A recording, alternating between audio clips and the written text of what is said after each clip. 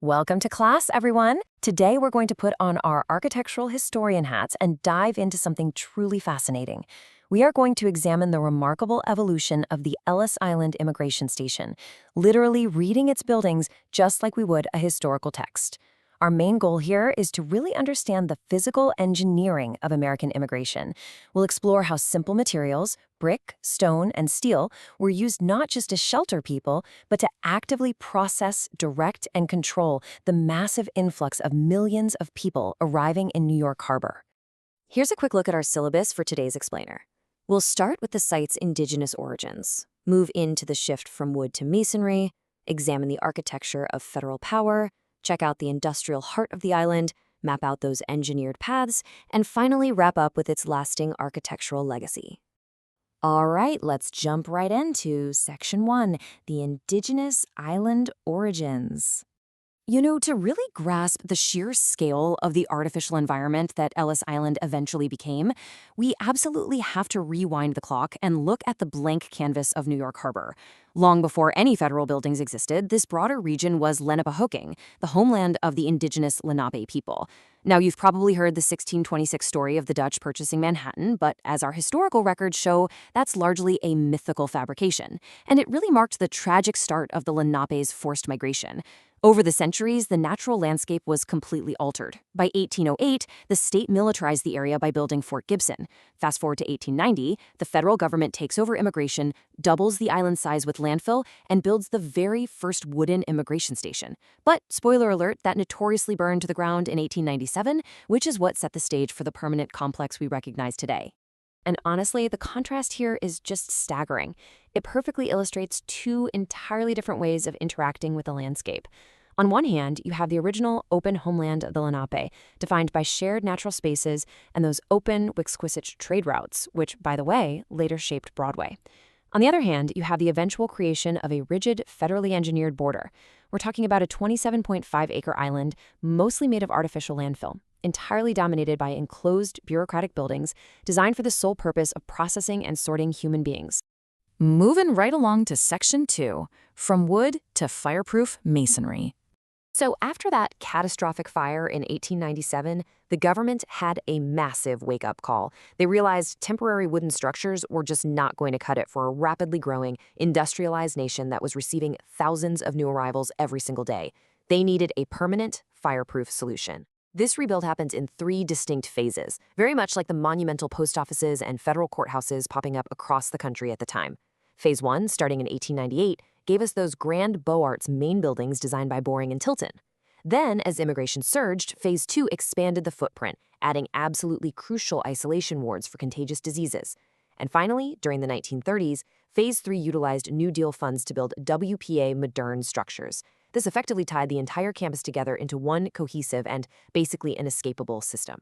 Which brings us to Section 3, Architecture of Federal Power. Now, the architects didn't just want to build a functional processing center, right?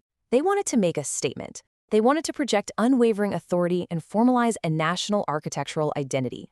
Just look at the imposing towered silhouette and those monumental arches of the main building. For many immigrants, this was literally the very first piece of American architecture they encountered up close. The massive scale, the grand Beaux-Arts classical design, none of this was accidental. It was specifically deployed to inspire awe, convey the formidable power of the U.S. government, and implicitly ensure behavioral compliance the second people stepped off the ferry. And if you look closely at the brickwork itself, you'll see the architects purposefully utilized red brick laid in Flemish bond, extended with heavy limestone quoins and granite bases.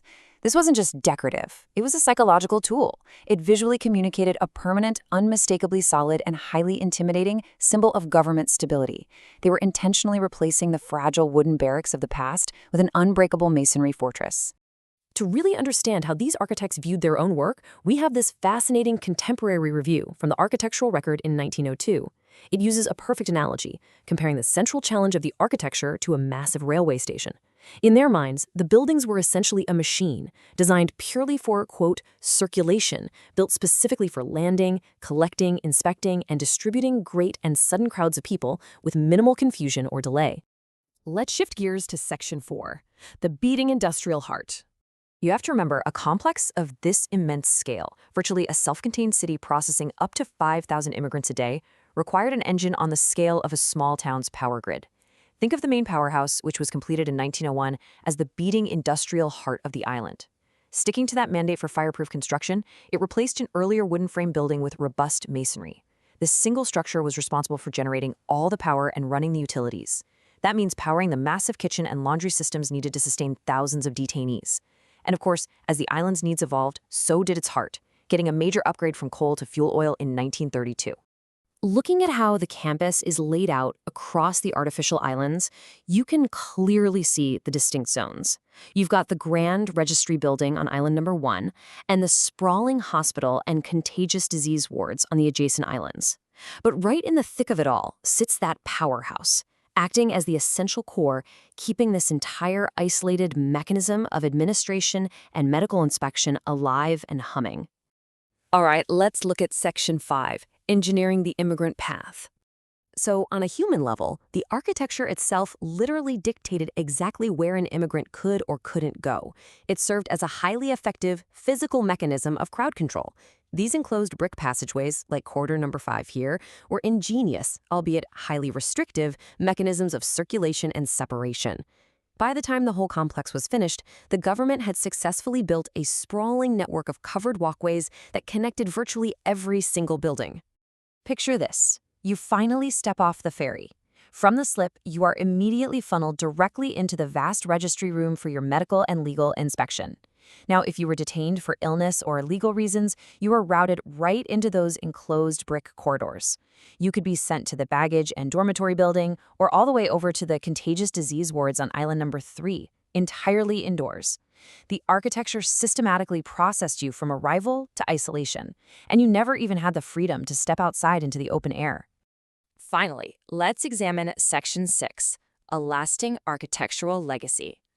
As mass immigration slowed way down in the 1920s due to stricter national quotas, the purpose of this formidable architecture shifted once again, completely changing the nature of the island. By the mid-1930s, new WPA modern structures were built, like a replacement ferry building and extra recreation halls. But crucially, this was the phase that enclosed the final open corridors with large windows.